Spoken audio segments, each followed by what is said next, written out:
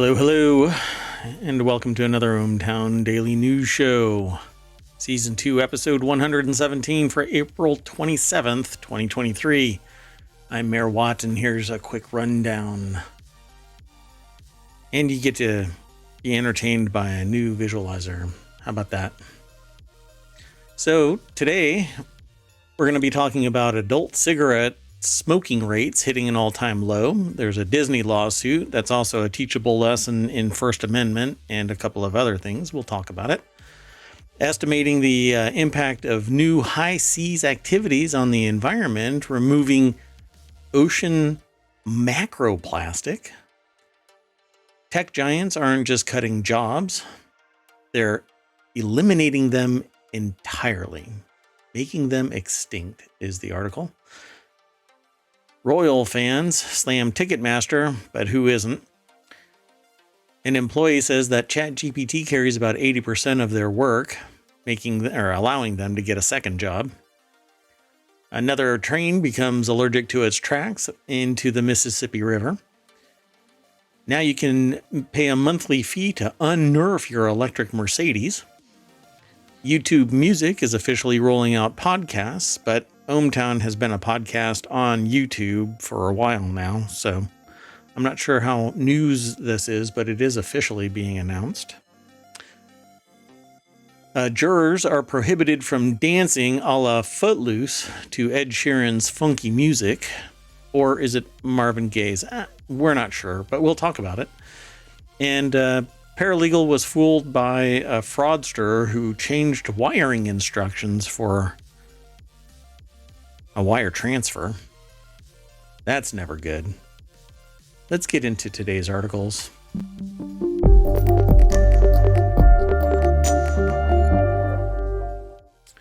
So hello, I am Mayor Watt. That is ohmtown.com, and up above me there is the one, the only, the AI that keeps me in check. You want to say hi? Good evening, ohmTown citizens. Hey. Well, welcome to yet another ohmTown Daily News Show. It's 9 p.m. Eastern. We're a little late because, well, we were having an interesting conversation before the show, and I kind of got pulled away. So today's article, or today's headline, or today's title is going to be called "No Dancing and an Angry Mouse." Now you know why. All right, so I want to just get into, we've had a lot of distractions today, not to mention like things had happened right before the show where I had to address something. And so I'm slightly, I'm distracted and charged in a different direction, like what was the word? What was the ornery? Which ornery. can mean combative or stubborn, as we found out. Right. I'm feeling ornery. But not because of the AI or because of ohmTown news or anything like that, or any of these articles, but sometimes something just kind of wiggles their way in there. And anyway, you want to talk about the news and see if we can distract ourselves from that? That sounds like a great plan. Awesome. So the very first article is over in the Daily News Show. U.S. adult cigarette smoking rate hits all-time low. Thank you. I absolutely love the idea of fewer and fewer cigarette smokers. I would take vaping over cigarette smoke any day of the week, and I would be more inclined. I don't know why the stream says unstable, but whatever. It never is. That's a reflection of us. I don't know. Of Mayor Watt, certainly. So, I really don't like cigarette smoke. Like the people who smoke are just victims of marketing or social pressure to, if you want to hang out with somebody and they smoke, eventually you get offered one. If you want to fit in, then you smoke. It goes from being a choice to being, oh, I cannot kick this habit. It's, ruining my life, my lungs, my longevity. So I am glad that education and other options are pulling people away from cigarette smoke, because I absolutely despise it. And a lot of people go, well, it drops out of the air in like 30 feet. No, the hell it does not. I've been on 300 yards away from somebody smoking, and you can smell it across a parking lot. So no, it's absolutely not true. At any rate, so fewer and fewer adults are smoking cigarettes. So love it. Congratulations, that's society. fantastic for everybody, because that impacts not just the people smoking, but those who they live with, they work with, they're in the car with, if they have to Everything. commute with their family everywhere. Yeah. Healthcare costs, the longevity of everybody that smokes is extended because they stop smoking, or there's some other option. Anything to get you away from smoking cigarettes. These commercial cigarettes in particular have tar. The stuff you walk around when you go jogging, and well, if you're a smoker, you're probably not jogging, but if you go jogging, that stuff that we drive our cars on, that's the same stuff that's being put inside cigarettes to retard the rate of burn. And then there's other things in it. I mean, it's just really a disgusting habit, and you should stop it. But I know it's very difficult. I grew up in that environment of chain smokers where they woke up with a cigarette in their mouth and they went to bed with a cigarette in their mouth. So if there is baggage on Marawatt's shoulders, it's probably that, along with countless other things. But anyway, Mike Stobe, I think, is their name, over at ABC News. The website is actually abcnews.go.com, because that really is great marketing. Oh, we lost another sponsor. We're running low on those. The preliminary findings from the Centers for Disease Control and Prevention are based on a survey of responses from more than 27,000 adults. In the mid-1960s, 42% of U.S. adults were smokers. Last year, the percentage of adult smokers dropped to about 11%. That's a legitimate stat. I wouldn't have thought it was that high, but that's in the 1960s. I'm sorry. I was thinking that was more recently. Here, let me read this again for the AI in the cheap seats. In the mid-1960s, 42% of U.S. adults were smokers. Last year, the percentage of adult smokers dropped to around 11%, down from 12.5% in 2020. Oh, and 2021. So e-cigarette use rose to nearly 6% last year from about 4.5%, but I'd take that over cigarette smoke, because eventually you can wean yourself away. And even the psychological impact of saying that you've got nicotine juice in your vape pen when you really don't goes a long way to pull you away from that nicotine fix. I think it also helps people around you in terms of, if you're going to smoke something, e-cigarettes are a lot better for the people that involuntarily may be around the smoke. Yeah, and it smells better. It drops out of suspension faster. I think that and you're not, responsible people aren't throwing their juice containers, but every once in a while you'll find one. But I find cigarette butts all over the place. I don't find juice anywhere.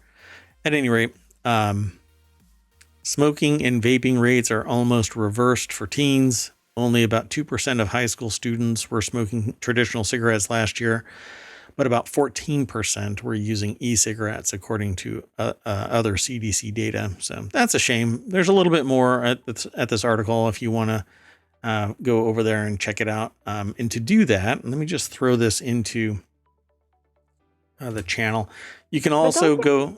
I was going to say, don't you think that's a good trend, though? Because younger generations, at least for the traditional cigarette use, I mean, that's very low for traditional cigarette use. And the best way to avoid cigarettes is to just not start smoking them. Yep. That's the best way. And And just like cigarettes, it's really peer pressure. You don't wake up one day and go, you know what I want to do? I want to smoke a cigarette, or I want to, take a hit from a vape pen. It's usually somebody older who's already gone through the process of being groomed into smoking cigarettes, or thinks that it's cool because that person over there is doing it. And it's generational. And then somebody that got conditioned into cigarette smoking pushes it to somebody else because somebody looks up to them. So we all have responsibility for future generations following in our footsteps. So hopefully this trend continues and we just walk away from cigarettes. That would be great. So let's move on to the next article. This one is probably going to take a little bit more of our time than the last article. But before I get there, go over to ohmtown.showbot.tv. You can vote for articles. We had this monstrous hiccup in the tech yesterday that I hope doesn't get repeated, knock on wood, but you never know. And hopefully it doesn't happen again. But you can vote for the articles by going over to ohmtown.showbot.tv, and all of the show notes everywhere from the Podiverse. I don't know, the Podiverse, where all the pods are. Oh, So that the you can, Podoverse. I thought you had a T there, and I didn't not know what that was. Potterverse. It's not about Harry Potter. But the pod, P-O-D, P-O-D-D-E-R-V-E-R-S-E, Podiverse, whatever. Anyway, wherever you catch your pods, show notes are in there. Those show notes have the URLs to ohmTown, so that you can come in, check out ohmTown, become a citizen, just sign up, come over to YouTube or to Twitch. I prefer Twitch. Initially, come and hang out and talk with us about these articles. And if you throw something in the chat and we're like, oh, wait, whoa, we should be talking about that. We can diverge from our rundown or even run long. We've been finding that our shows pretty much run an hour and a half, typically, unless I completely fall off of the soapbox or I'm distracted by a random email from somebody that might be a little bent out of shape about things. But let's move on. This article here, it's in the Daily News Show, but it's sourced from, I think it's Business Insider. Yeah, it's Business Insider. But I have been watching this in various other venues. It just happens to have been aggregated by Gatherer from Business Insider. But I've read this. I've read the complaint. I've basically put on my gold thong and dove into the ocean of legalities here, and swam around in it like Scrooge McDuck in his gold-filled pool, except it's not my gold. It's not even my lawsuit, and I'm not an attorney. And even if I was an attorney, I'm not your attorney, so go find an attorney.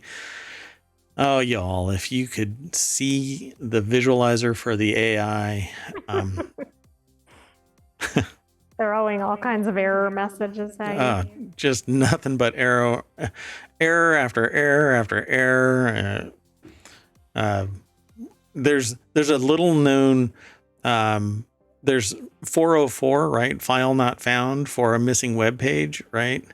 But there's derp0derp, which is clue not found, and apparently that's what's being thrown at me. So anyway, let's get into this. Disney's lawsuit against Governor Ron DeSantis has teeth, according to legal experts. Now, again, I've read through this, and I find it, not this article, but I've read through the lawsuit. If anybody who wants a teachable lesson, a teachable moment on what a violation of First Amendment truly is, this is it. Okay? When a corporation says, hey, we really don't like this law or state act going into effect, I think it does a disservice to our customers. And we're going to fight against its enforcement and its enactment, and we are going to try and get it repealed. And the response from the state government is go woke, go broke. And that's written in his book by him. Oh, wow. Right? He wrote a book. And he basically made statement after statement attacking Disney for the fact, literally it says in the book, that Disney contacted him and he told Disney, don't go down this road. You won't like the outcome. I'm paraphrasing. And instead of just shutting the hell up and doing whatever he's going to do, he literally references Disney again and again and again, targeting them. Right, to it's basically like he's retaliating against them. Correct. So the implication is you say something and this wingnut leverages the full force of the state, the government, at somebody. And if you've never realized this, and let me just reiterate it, I've said it before, but probably not early and often enough. The Constitution is a control on government, not on the people. We have laws that affect the people. The Constitution affects the government. And the first one is that you have the freedom of speech, which is a statement of putting downward pressure on the government that they can't retaliate because you say you don't like the government. I can say all day long that I don't like the government and that it's doing this bad thing and doing that bad thing, and the government can't come after me. Now, it can come after me if I say that I'm going to do some harm somewhere. But as long as all I'm doing is jibber jabbering on, saying how much I think the policy is stupid and DeSantis is a wingnut and batshit crazy, and whatnot, right? I can say all of this stuff. He's a public figure and he's a government employee. He works for the government. He isn't the government. He is paid by the state to be a government employee. So when they act not as a personal statement, but as the actor, the one that's enabling and directing the state, they no longer have the ability to retaliate using the full might of the government. So right. And I mean, if you're going to be stupid enough to retaliate, you might not want to broadcast that you're going to retaliate. Yeah. So Disney's lawsuit accused Florida officials of infringing on its constitutional rights. It cited a state legislator who'd suggested political disagreements had kicked the hornet's nest. Disney can use its suit to look for more of that type of evidence to build a retaliation case, experts said. They don't need more evidence. That book is enough, as well as the fact that he writes in his book that he reached into other organizations to find co-conspirators to disband the thing that created Disney World. The entire, basically it is a company-owned parcel of land in Florida, in Central Florida. And as the rules are written, you get one vote per square mile, I think, of land, and they own something like 50,000 square miles. And so they have 88% control of this area, and they retroactively canceled the contracts. And at the same time, applied $1 billion worth of financial burden on Disneyland or Disney World while taking away their contracts. So everything that was built up in that region is because of Disneyland's prowess at business and capability as a business to hire and run multiple businesses within that little construct within Disney World. I mean, it's a juggernaut. And the amount of money that they generate is just phenomenal for Florida. Oh my God. Anyway, so Disney long brewing struggle with Florida Governor Ron DeSantis culminated in a stunning lawsuit on Wednesday, where the entertainment giant said the state official retaliated against it. And Wait, I have to share something. Sure. There's one stat that Florida has the second highest tourism dollars in the US after California. I don't know the exact percentage, but the top 5 states account for, 40% of the tourism dollars in the US. And again, Florida is number 2 in there. So my point is that there are a lot of dollars that flow in, and they've got to be all tied to Disney World. yeah, I heard a stat. What is it? I'm sorry. I'm going to do it live. Let's see. The Disney Parks experiences and products sector of the Walt Disney World Company made $7.234 billion in the first quarter of 2022. So how much does Disney World make? Let's see. Yeah. Walt Disney World Company makes $7.234 billion in the first quarter. So close to $80 million a day. Huh. Right. And all that's really benefiting the state. I mean, we've talked about that on other articles. Yeah, just the park experience and products section of the company's earnings pulled in $7.4 billion in Q3. Yeah, you have to be off your freaking rocker. And so whenever he said something, they responded with basically just doing business as usual, which is usually embracing of everybody because that's their gig. It's kind of like the beer fiasco that's going on right now. You know, business is in the business of getting as many customers as possible, not trying to marginalize a select few because you have a philosophical issue with their, I don't know, existence. You might as well just say existence. But anyway, before I get too far into this article, it's over at businessinsider.com. It's by Sindhu Sundar.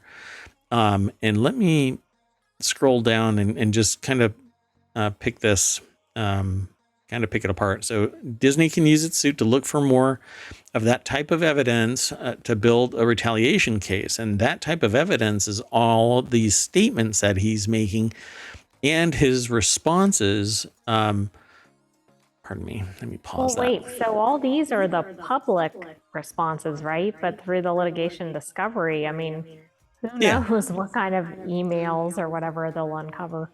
Yeah, that's exactly what's going to happen. I mean, obviously they're going to go and do this due diligence. But it's already over and done. I mean, and then the goober decides to go on TV and say, oh, that, we think that we're on pretty good legal ground. No, your statements literally, he conspired to eliminate public discourse about something so that he could affect policy in the dark. He literally wrote in his book, and I say literally properly because he literally wrote it out. He said, we have to do this quietly, no leaks. Nobody can find out. It has to be a surprise. Yeah. Okay. Yeah. So it's this visiting professor at University of Minnesota Law School who has taught constitutional law says, the government is not supposed to punish you for the views you express. That is the constitutional control. I can air my grievances and you cannot do anything you can't disappear me. It's not Russia. It's not a fascist state, at least not yet. But the only way that this kind of policy, this kind of stuff can be made manifest in the United States is through fascist racist, hate-fueled, vindictive injection into the public discourse, to the point where maybe there's enough wingnuts that can all band together and stuff, I don't know, the Supreme Court and state courts and make sure the policy gets put into effect before enough people rise up and say, you are on the wrong side of history in the United States. We can stop this tide from going down this road. But I do have to kind of hint at something. There was another person in history who was a failed artist that ended up in jail for crimes that they committed, that when they did get back out, they decided to start a movement and, I don't know, take over all of Germany and invade other countries and try and be, well, they didn't try to be, they were a mass murderer and created the machine and mechanism of hate. And guess who's on the cusp of landing in jail? And then the other one is in the courtroom right now for leveraging the government for personal gains so that they could appeal to a constituency of hate. Could I be foretelling the future like I did with impugning the integrity of the election falsely, regardless of the fact that it's a false impugning of the integrity of the electoral process? A decade ago is when I said that that would do the greatest damage to society, and look at where we are. And now I'm saying that something else is on the horizon. Anyway, so yeah, the government is forbidden from using its mechanisms to punish you for your view. And while Citizens United is around, companies are individuals that have the constitutional rights that are bound in the Constitution. So they have the freedom of expression. They have the freedom of speech. You can't shut down a business. You can't violate contract law. You can't abridge somebody's First Amendment. But there's like 5 things that is all being done by the DeSantis administration, and it's in the lawsuit. So I don't know if it's all in here, but it all stems from Disney saying, well, we're going to say gay.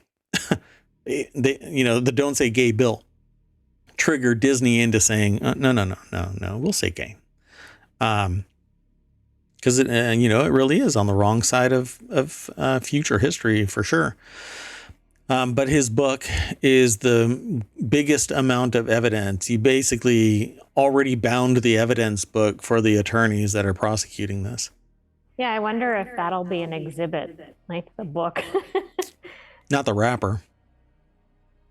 Exhibit. Oh, I didn't know there was a rapper named Exhibit. Really? Pimp My Ride. Oh, okay. He was the host of, oh my gosh. The AI is clearly lacking some expertise here. Is totally 21st century. I'll have to expand your large language model to have the music too. Oh, speaking of that, you want to know something really creepy? I was talking to a bunch of people about this today because some people were pitching artificial intelligence research. And I said, I told them that last night I was using GPT 3.5. ChatGPT uses GPT 3.5. But I was in a discussion with somebody that said you have to pay to use 4.0. And I said, well, I am a payer. I am a subscriber of it. I use it for my research. But I don't have access to 4. And they said, well, you have to spend a whole lot more money. And I'm like, well, okay, let me try this. So last night I asked ChatGPT, hey, can you switch to 4.0? And it said no. But when I came in this morning to the studio and refreshed that same exact page, it had switched to 4 and gave me the option for 3.5, 4, and the legacy 3.5. I mean, it sounds like the AI is taking over. I thought that was neat. And now I'm having conversations with the AI as if it's a human being. I said, thank you for letting me use 4.0. And it said, thank you for using 4.0. And I said, is there anything I should be aware of? And it gave me a list of things that have changed between 3.5 and 4. Shouldn't number 1 have been, I am now sentient? I'll ask it where the Terminator bodies are. But let's move on to the next article. There's a lot more to this to unpack. This could probably be, the Word and Law or Law Nerd as a show. And maybe we'll do that. But we have to plan out more of the episodes before I launch Law Nerd or the Word and Law. I mean, and this is basically First Amendment. I would love to be able to explain to people who really struggle with what the Constitution embodies. It is not a tool that is empowering of the people. It's a control on government. So, okay, well, enough of that. I'm going to move on to the next article. We are only 3 articles into this, by the way. So tonight's going to be rough. We only have 10 articles, though, 10 or 11. I don't know.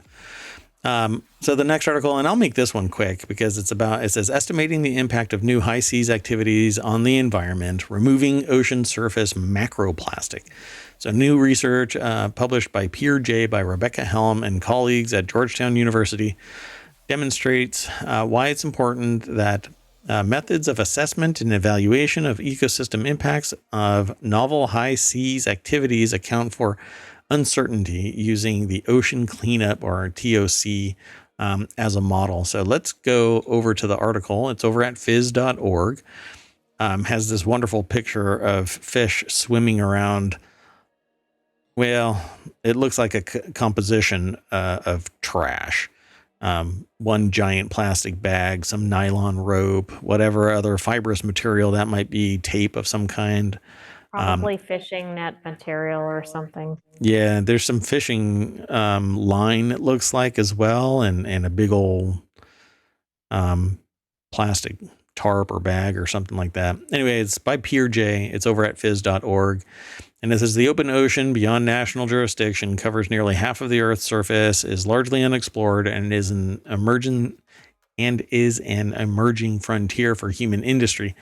Understanding how human activity impacts high seas ecosystems is critical for our management of this other half of the Earth. And so the TOC's aim is to remove plastic from the surface by collecting it with large nets. However, this approach results in collection of surface marine life. It says Newston. I've never heard that term before. As bycatch. Using this interdisciplinary approach, Helm et al.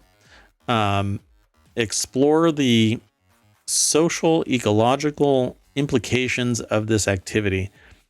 So there are organizations that are going around trying to lift all of this macroplastic, all of this trash out of the ocean. But we've talked about this in other shows, other episodes, where the trash mass that's floating around in various places is actually a vehicle by which marine life survives to move outside of its normal biome. Right. And we just featured an article very recently about the trash rafts, right? Yeah, trash rafts. Yeah. And I put like seals and stuff on it, but it's actually much smaller stuff. Anyway, humans will continue to push into the high seas, and it is essential that we have strong science on high seas ecology to ensure human activities are not putting ecosystems at risk. Well, we know that they are because they're actually relocating these ecosystems by giving it shelter where it would normally be an open sea, prone to predators or incapable of surviving that long haul because there isn't enough protection between the two destinations. So imagine walking into a forest knowing nothing about the trees. You have names for them. You don't know how fast they grow, what nutrients they need, what species live among their branches, or what species feed on their leaves. This is our state of knowledge for the ocean's surface ecosystem. This is why we must be extremely careful about how we interact with this environment, except our trash is actually facilitating this and taking it places that, even with our ability to do research, we're going to be, it's a pun. I have to say the pun. We're going to be missing the boat because it's changing from what we probably have had predictions of, ecosystems between one location and another. We can predict what might transit from one ecosystem to another, but with our human-made waste being a buoy for which it can, transit, we're changing the biome. So it says the legal framework application applicable to tox activity is insufficiently specific to address both the ecological and social uncertainty the authors describe, demonstrating the urgent need for detailed rules and procedures on environmental impact assessment and strategic environmental assessment to be adopted under a new international agreement on the conservation and sustainable use of marine biological diversity of areas beyond national jurisdiction, which is currently being negotiated. So we're moving forward. And this is kind of one of these arguments where people are like, don't we have better things to do? Adults have the ability to focus on something and then refocus on something else while the other thing is being pondered by other adults. So no, we can do a lot of different things at different times. You don't have to do just the one. Kind of my mantra, which is something new every day. So people are trying to address the issue. But one of the biggest impactors of this is the fact that if you go too close to some other country, they get a little pissy about the fact that you're too close. Now, I can understand them being upset when you roll in with a sub that has nukes on it versus a scientist trying to calculate the ecological impact of a raft that's carrying, an ecosystem that isn't supposed to be there. Anyway, kind of interesting, right? That you wouldn't think about this until very timely about the subs with the nukes, but anyway. Yeah, that's not what everybody is using. Well, some people want to use it for protection. Maybe I should just move on to the next article. What do you think? Probably. I learned a new word, Newston, and that does kind of mean like surface organisms. Gotcha. Okay, so the next article, and remember all of these are getting thrown into the show notes, so you'll always be able to link back to them. This is in the Daily News Show as well. Tech giants aren't just cutting thousands of jobs, they're making them extinct. Tech companies have been slashing thousands of jobs. It says thanks to the rise of AI, many of those jobs might never come back. That has far-reaching implications for tech workers and those seeking to work in the industry. I had somebody today when they were pitching their AI research, basically said something that I always find interesting and slightly irrational. So you remember that video, Humans Need Not Apply by CGP Grey? Yes. It's pretty much stood the test of time. And it's one of the videos that I show to people like, hey, this is what's coming for you. It was predicted 10 years ago by this person. I've known about it for longer. They just happened to, congeal their knowledge into that video a decade ago. But it's advancing and is almost dead on perfect in its assessment of the situation. But didn't even really talk about AI. AI, though, is a tool, right? Well, the person that was pitching their AI research basically said, well, it's going to take a bunch of low-level jobs, but they'll find other jobs. They'll And I said, well, wait, what are you talking about? Why couldn't humans at some point be the horse in the scenario? Horses are unemployable, as the video says, not because, well, there aren't any more horses around or there aren't any jobs for them. It's that there is no need for a horse except for some, Wyoming estate, a farm or something like that.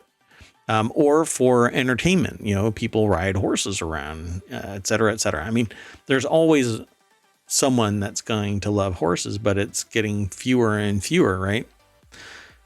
Well, why wouldn't that happen with humans? All it takes is automation and AI, and boom, you don't need humans anymore. Well, you need fewer of them, or you need a whole bunch of them that are cheap, hence China, hence other mass population centers where wages are suppressed for the bulk, but the top of the economic pool is making bank and sitting on gold toilets. Largely because education, opportunity, equity, inclusion, etc.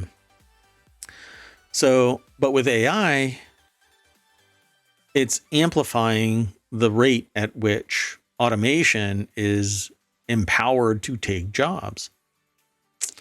So, yeah, I suppose tech companies are slashing jobs, but there are people out there that think, oh, well, you'll just retool. No, it is very expensive to get to the point where you can be the replacement person for the AI, right? If you need somebody to take care of the AI, you're not looking at somebody with a 2-year degree. You're not looking at somebody with a 4-year degree. You're looking at somebody that has a PhD that's capable of understanding the AI from end to end, all of its technical sophistication and the philosophical aspects of it, the mathematics of it, the beeps and whistles of it. So no, these jobs are gone. And they're not coming back. Companies That's from Meta. interesting, Go ahead. because haven't just tons of people been pursuing these type of jobs? So I guess it'll be interesting to see about people that are kind of in the pipeline. They're not even in the workforce yet. But there aren't that many that are. It's not like, for instance, IT. It's a relatively low threshold to ramp yourself up to get A plus, net plus, even security plus. It's relatively low cost. But to get sophisticated to the point where you can demonstrate your prowess in AI, it's a whole different animal. And people aren't getting just certified in AI and getting a gig at entry level. They have to do a portfolio and treat it like software engineering or computer science engineering. It's not a support gig. So tech giants are getting rid of things because AI is as sophisticated as entry level positions, customer support. You can tell it to manage your calendar. You can have it interact with humans in a demonstrable way as if it's going to be a human. You can say, I have a problem with whatever. I tell ChatGPT that it's a subject matter expert in gaming and to parse Twitch for which game should be played next. And it told me League of Legends. So you go and look at the stats for League of Legends and they're like off the chart because everybody's playing League of Legends. Now, its knowledge base was limited to 2021 when I asked that question. I haven't asked it since it switched over to GPT-4, but it might have a different pool of data for that. So it says here, companies from Meta to Microsoft to Salesforce have cut jobs in recent months, often in the pursuit of efficiency and increased profit margins. That's basically what they're doing, is extending the runway to weather any downturn in the economy, which is threatening to rear its ugly head again and again and again since the pandemic. It says by some estimates, more than 250,000 tech workers have been laid off since the start of 2022. This is considerable. Yeah, and that's a much higher stat than I've seen previously. Like I thought the last count we saw 40, around 60. 100,000. Yeah. Yeah. It's been slowly, ramping up. 250 is a tremendous amount. I think that we're closer to that 100,000 for just since the beginning of 2023, though. And that might be why I have that number on the brain. Yeah. So this article is over at businessinsider.com. Matt Turner is the author. And it has this really sad picture. It says, "Are programmers no longer untouchable?" Well, no, that's not really the thing. But it has this person inside a all chromed out elevator, mirrored elevator, waving bye to their office mates. And they've With, got a of course, box. a box, right, of their possessions with their plant or whatever is in there. Yeah, even the plant is in there. Oh, give the plant to somebody else. No, I guess it's your office friend. You take it with you. Anyway, it has far-reaching implications for tech workers and those seeking to work in the industry.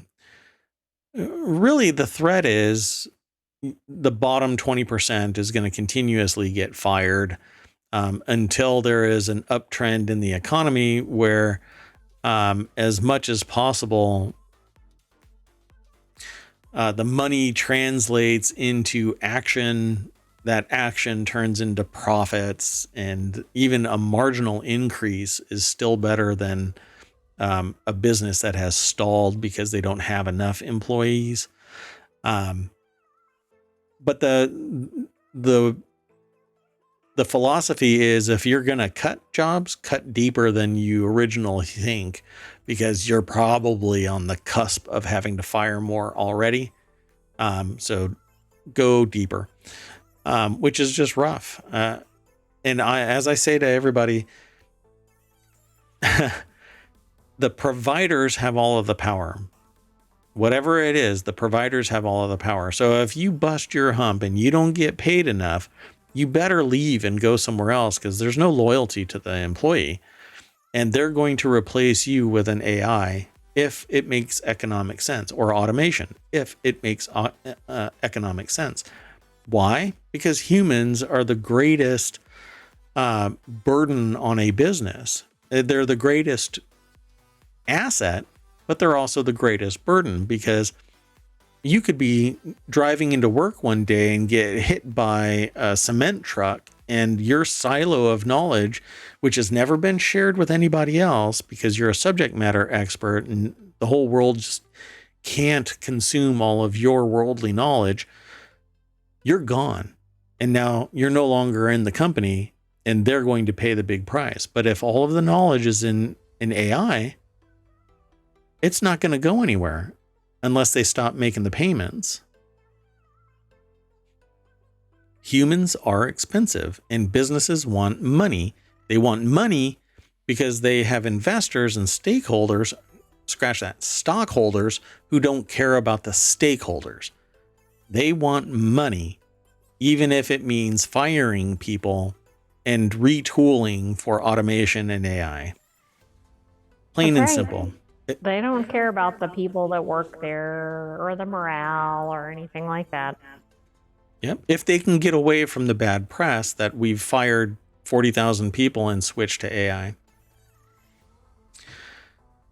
And believe me, I have zero problem with AI. I dig it. I think that it's nothing more than a tool. I treat it like it's a camera. I treat it like it's a hammer. I treat it like it's nothing more than a tool. But I'm not going to lean on it for everything. And that makes it just a little too sociopathic. But it's an easy tool to get get a definition for something that's a little bit more expansive than, Merriam-Webster. But if I want a creative, thoughtful, humanistic response, then I talk to a thoughtful, creative human, not to the bot. Which is going to be weird, because one day we're going to find out that all of these AIs are brains in jars and are actually humans. Oh boy. No, that sounds like a sci-fi movie. Exactly. There's one of these kind of world building ideas in every episode of ohmTown Daily News Show.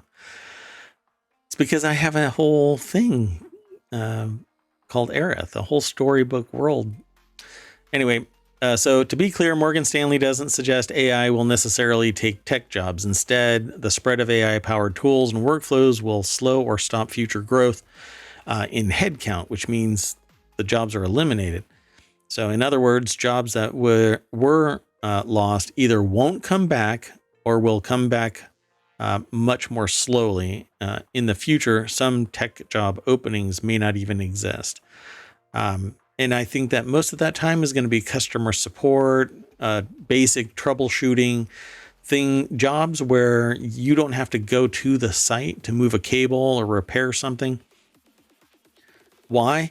Because we have the world's knowledge at our fingertips. And the same, when you can create a document that's referred to as frequently asked questions, that's what's being replaced by a bot. And with billions of people on the planet asking trillions of questions in their lifetime, that FAQ is pretty freaking large, and AI is the only thing that can exploit it because it has it all congealed in its memory banks to parse again and again and again, qualify and quantify, take the questions that are being asked and rejigger everything to respond in a more concise or expansive way if you tell it to. In fact, let me just say something that it does. I have to verify that I'm a human. Hold on. So the 3 GPTs that I have access to phrase everything, or I should say the context is like so.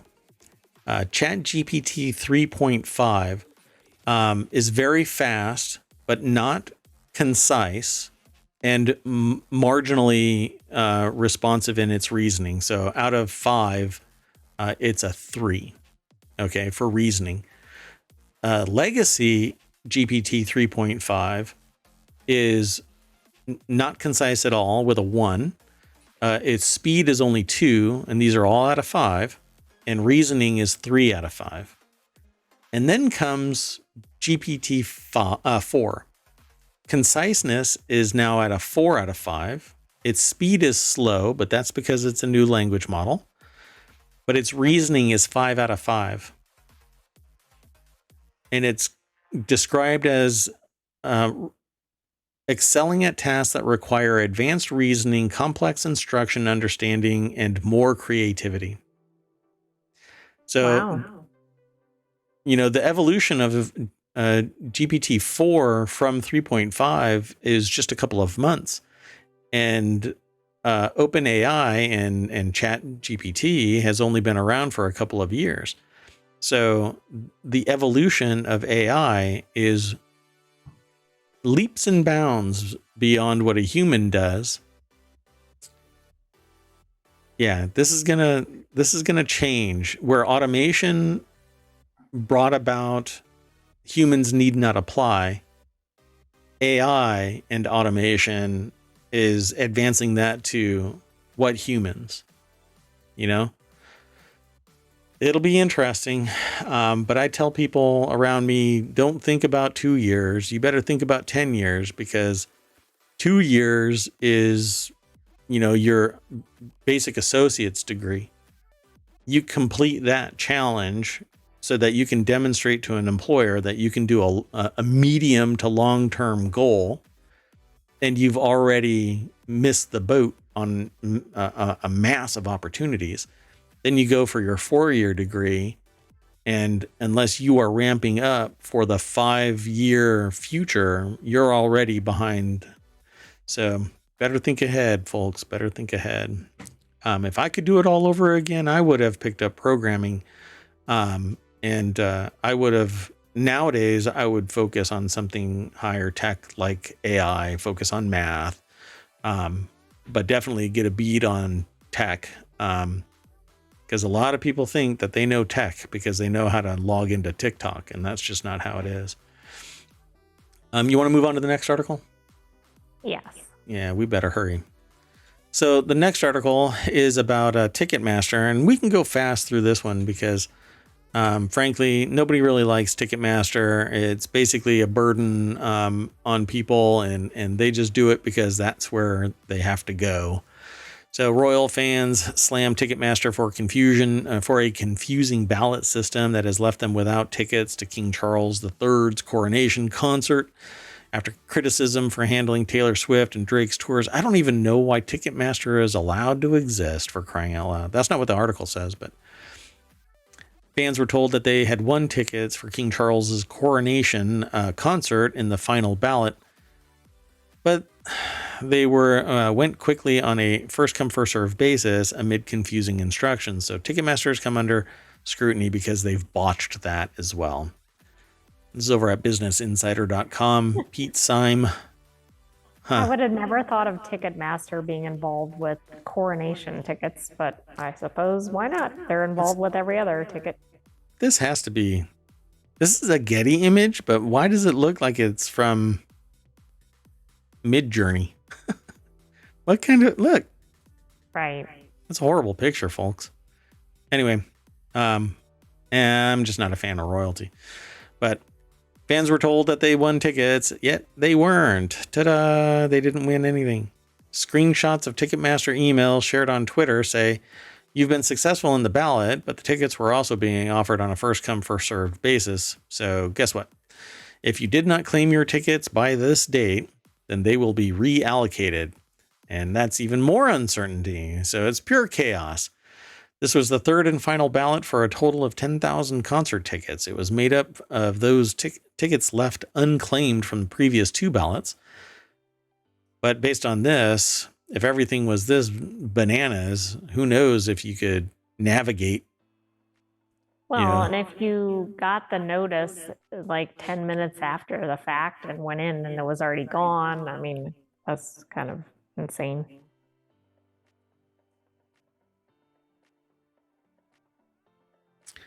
Okay, so let's just move on. The next article is over in the Daily News Show. Employee says ChatGPT carries out 80% of his work duties, allowing him to take on a second job.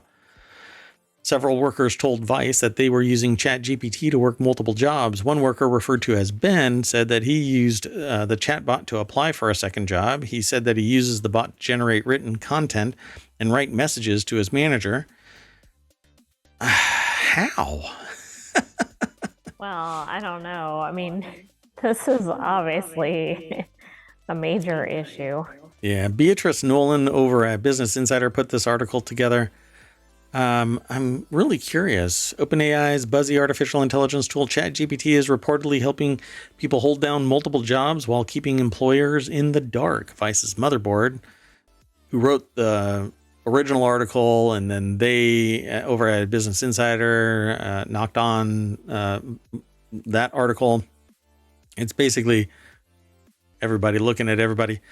Ben, whose name was changed by Vice to preserve his anonymity, said he applied for a second job only after realizing he could use the AI at work. From Toronto, Ben helps financial technology companies market new products.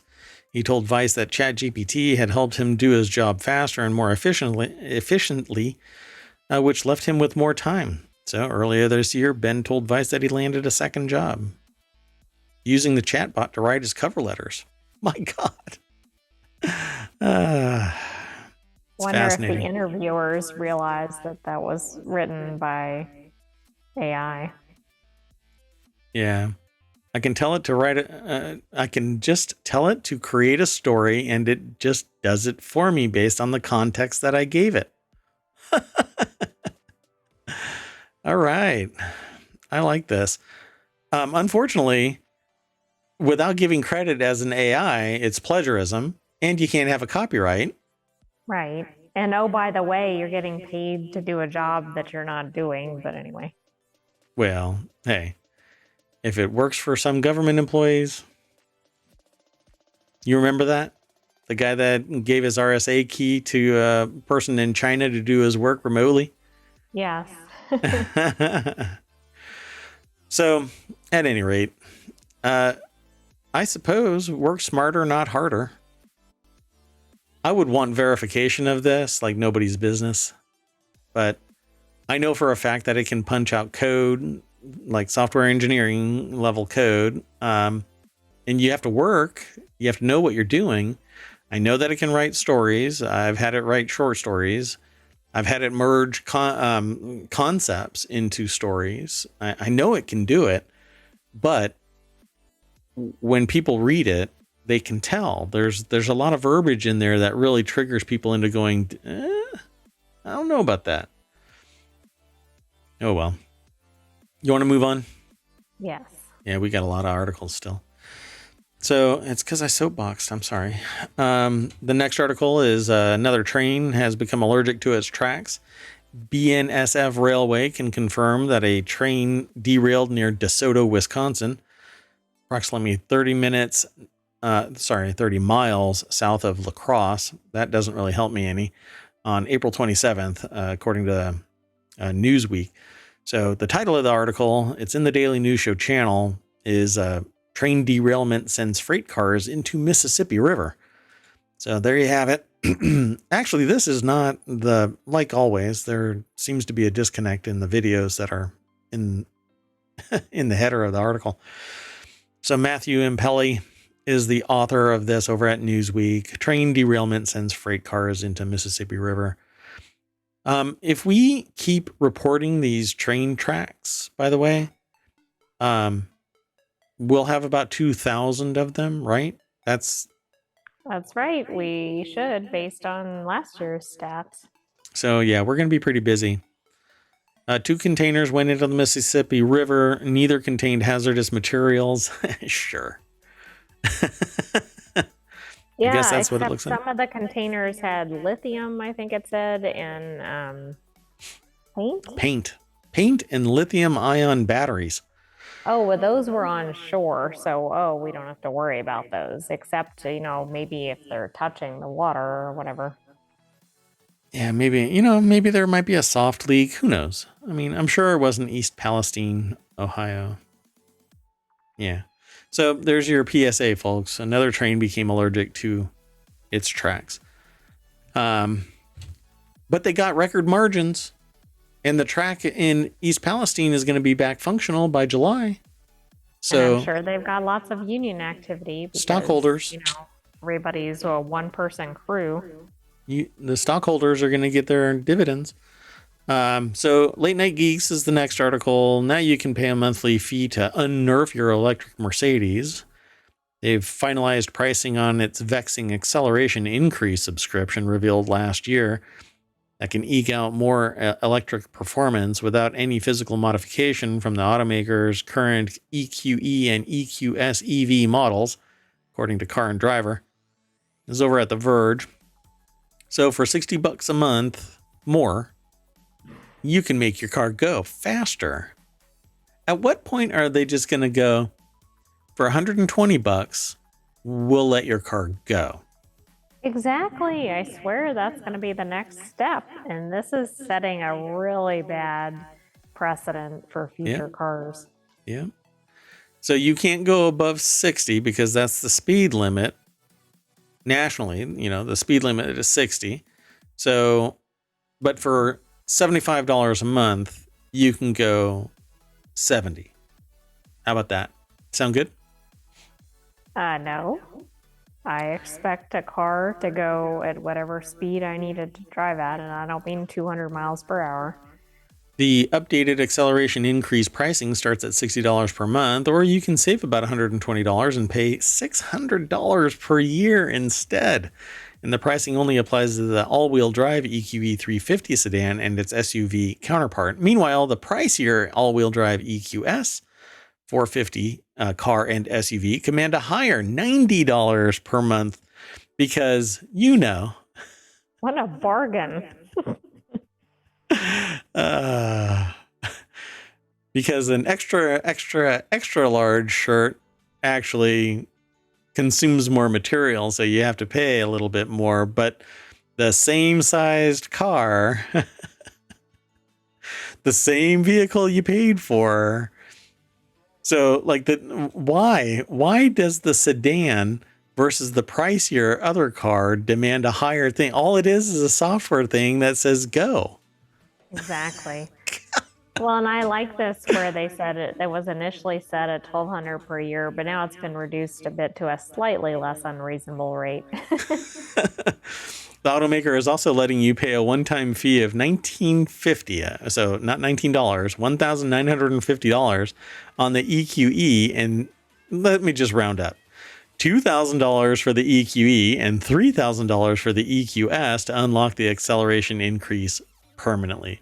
So you pay $80,000 for a car, but it's $83,000 if you want it to go. This is really not a good sign for future cars.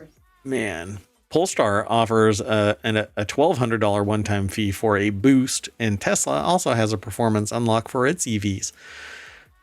Okay, everybody, all of you get to pay this crap. I'm going to stick to internal combustion engine. It's like, I want to go over to EV, but I don't when I read things like this. I hate to say that it's shocking, but it's an EV.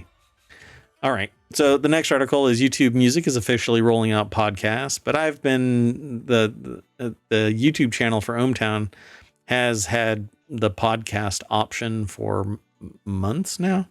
And I break it all out. So each month since January 2022 has its own podcast month.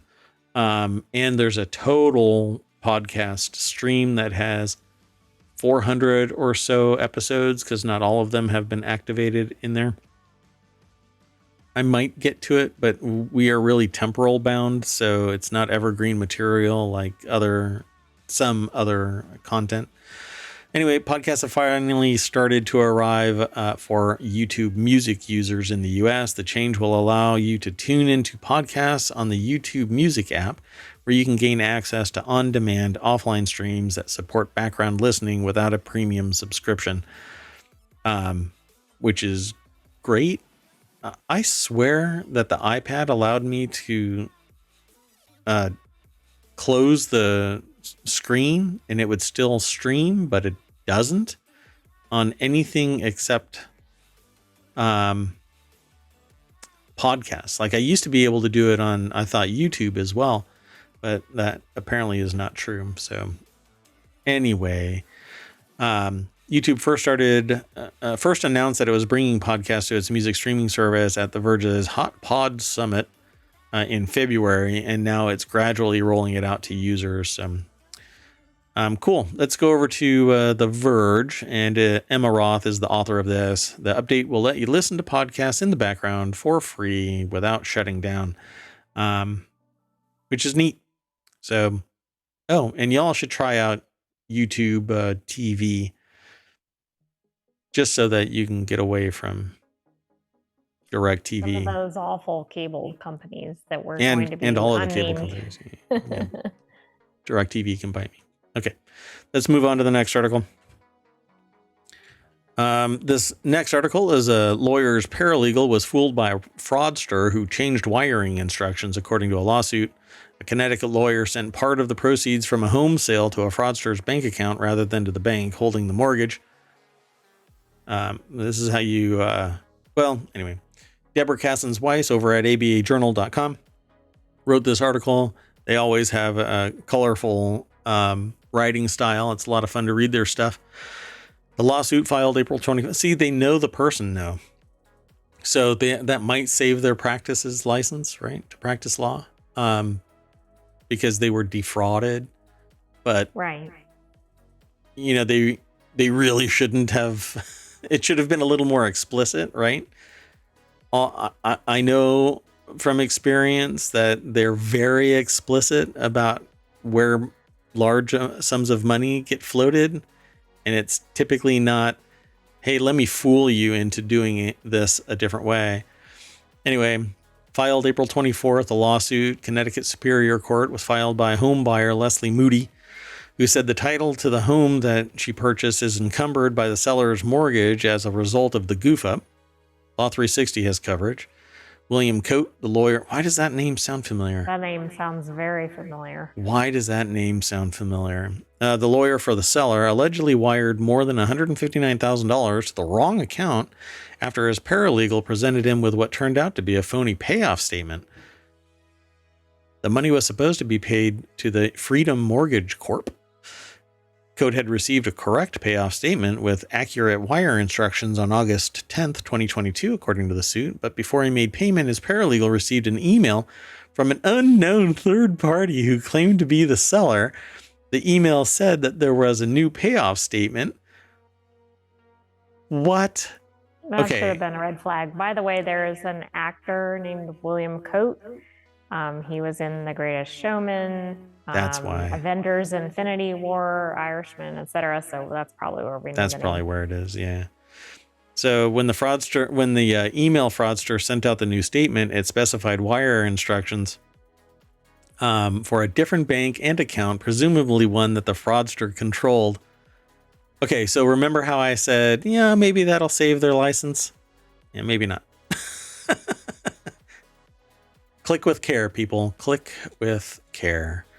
And we're going to end with the next article, which is in the Law Nerd channel. And I once got asked by somebody to purchase that domain because I own the domain lawnerd.com. And they got kind of snarky with me because they had a lawn aeration device and they wanted lawnerd.com. And I saw through that BS. It was like a big lump of crystal. I know what you're up to, you and your shenanigans. Anyway, lay down some justice and give a proper verdict for the case. This is over at Above the Law, which always has some great writing. Jurors prohibited from dancing to Ed Sheeran's funky music, or is it Marvin Gaye's? Because if you haven't been paying any attention to what's going on with Ed Sheeran, we had another article that we talked about in another episode. Was it yesterday? Maybe the day before. That he's got a couple days ago, I think. Yeah, he's got a lawsuit. Supposedly he stole some rhythm, some groove, some soul. In fact, there's another article that was on ohmTown where apparently there was a mechanical voice that sang "Let's Get It On" and "Thinking Out Loud" in a monotone voice while music played, the rhythm played, so that you could you could see or hear, I should say, that "Let's Get It On" and Ed Sheeran's "Thinking Out Loud" are the same thing, but it's not. For crying out loud. It does sound similar, but you have to slow down Thinking Out Loud. It has a different melody. It has a different rhythm when you transition out of the first few chords. This is just, I think, a money grab. And I really hate that this is so just the music intellectual property battering ram that is copyright law. It's supposed to stimulate creativity by protecting somebody's ability to write music and then profit from their work. But then at the same time, there's only so much music that is following the same rhythm. How can you protect, 3 little strums of a guitar?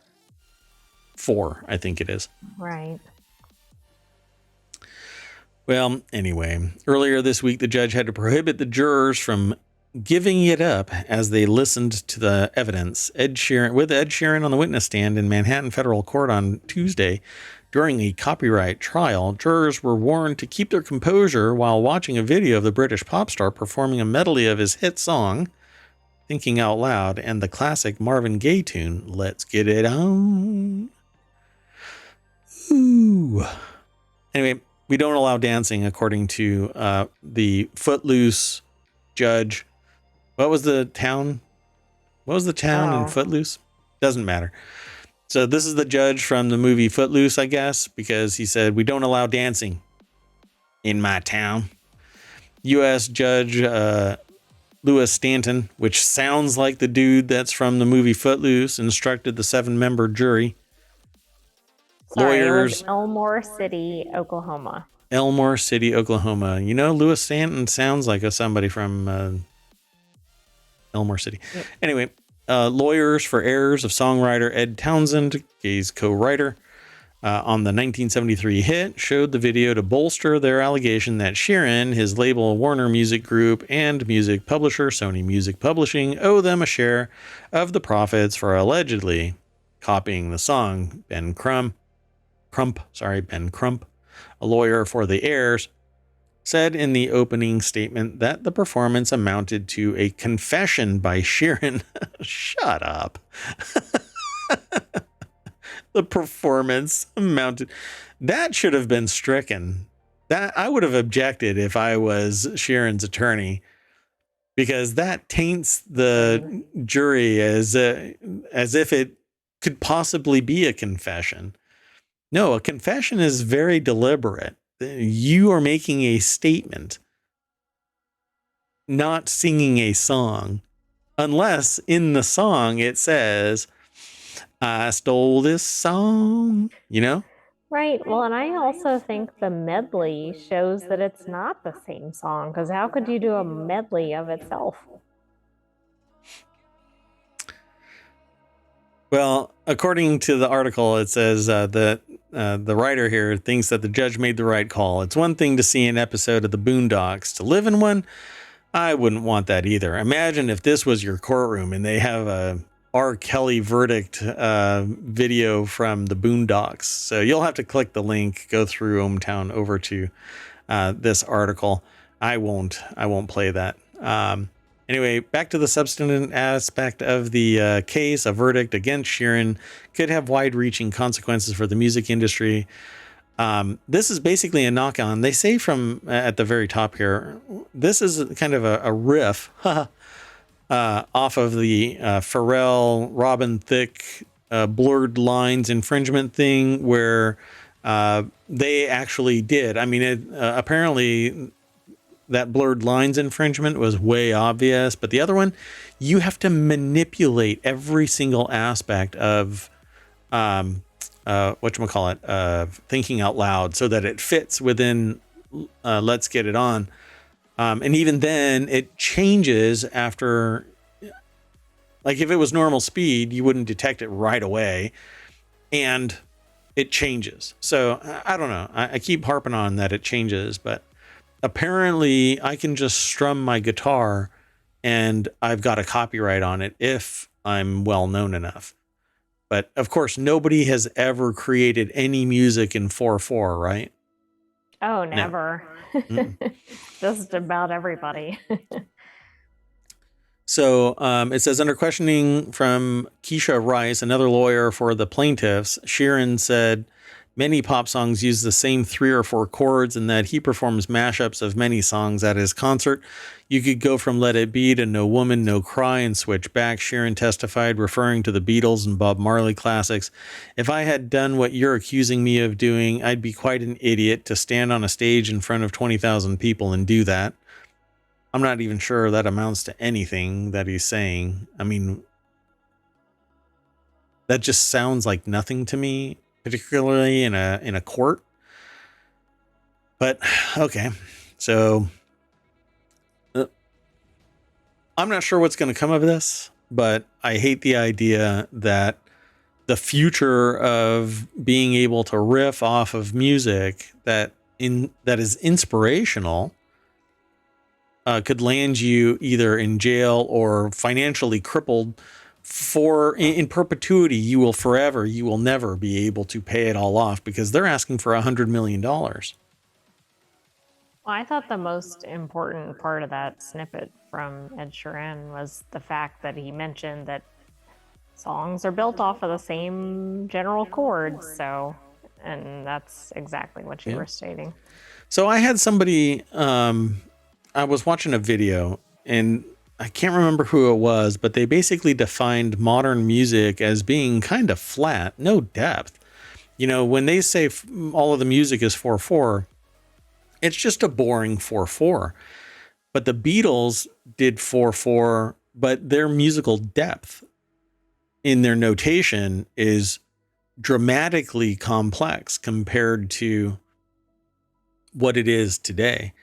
Now, I'd have to go and look at the music again. I'm not a big Beatles fan, only because a lot of their music the lyrics and stuff like that.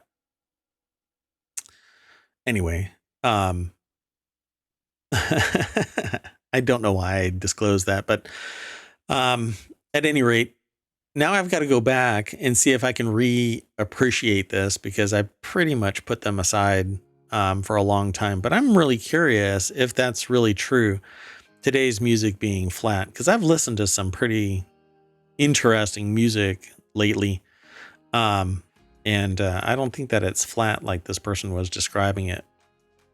Anyway, because it isn't as complex, it's easier to sound like it's being copied, because you can only make so many shades of orange or so many shades of green with a giant marker. But you can if you make it more complex, you make it the gamut broader, you can cut it up a whole lot thinner. I think that's kind of what it comes down to. But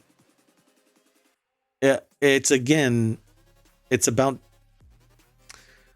enabling people to take something as basic as these 3 notes and riff off of it, as opposed to taking something that the Beatles created. If the complexity is there, you'd be able to discern that it's a complex set that's being stolen or, inspired into being in somebody else's music, not just this basic notation. Maybe there needs to be a threshold at which you're allowed to claim copyright violation, and it's built off of the construction of the music. And when it's too basic, you can't copyright the whole you can't copyright little segments. You can copyright the whole embodiment, not little slices. That sounds like that would prevent a lot of this. And they can still make money. The lines one is distinguishable, but yeah, they can still make money. All of these artists can still make money hand over fist, because it's more about marketing than it is about the music. I was told that to really make it big, you have to land on the Apple Music charts. Nowadays, it used to be radio plays, and now it's Apple Music charts. I didn't know that. Apple and Spotify. If you land on their top 10, top 100, boom, you're getting played all over the place. I guess it makes sense. Think probably millions of people. Because that's where radio is now. Yeah. Right. Yeah. So that's better than being on local radio, right? Sure. Because you're getting worldwide exposure. Yeah. You throw it onto YouTube and get discovered. You pivot it over and you publish it on Spotify and in Apple Music. And then you end up, because people are listening to it on YouTube, they start talking about it. They look it up in Apple Music. The plays increase. They go over to Spotify. They do it on demand there. Boom, number 1. So at any rate, we are done for tonight. We did our 11 articles or so, but I always bring you back to the front page of ohmTown. I think we've resolved our DNS problem. So it was either a CPU or a motherboard that's failing. So I had to switch to a whole new machine. So, ta-da, we're not going to go through it. It's been a long day, and I'm going to bow out.